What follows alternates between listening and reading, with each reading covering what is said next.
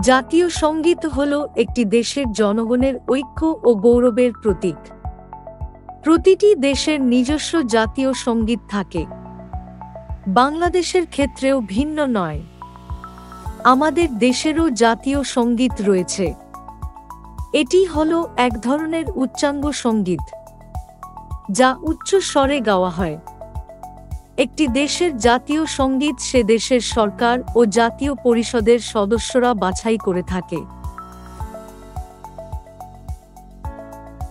একটি দেশের জনগণের জন্য অহংকারের প্রতীক হল জাতীয় সঙ্গীত।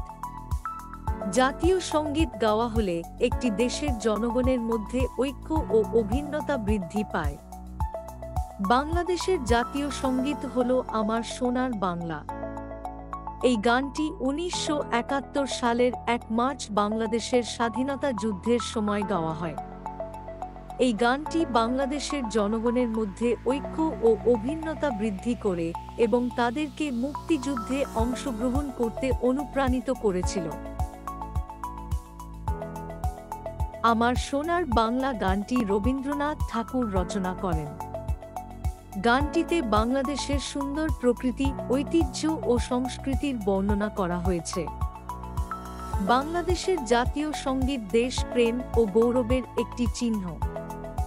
এই সঙ্গীতের প্রতিটি লাইনে জন্মভূমির প্রতি অকৃত্রিম ভালোবাসা প্রকাশ পেয়েছে।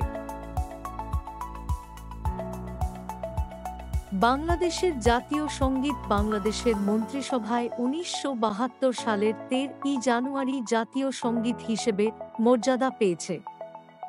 যখন রাষ্ট্রপতি বা প্রধানমন্ত্রী অনুষ্ঠান থেকে প্রস্থান করে তখনও এই সঙ্গীত পরিবেশন করা হয়। যখন কোনো বিদেশি রাষ্ট্রপ্রধানের সম্মানে বা রাষ্ট্রপতিকে কোনো পুরস্কার বা অনার প্রদান করে তখন জাতীয় সঙ্গীত পরিবেশন করা হয়।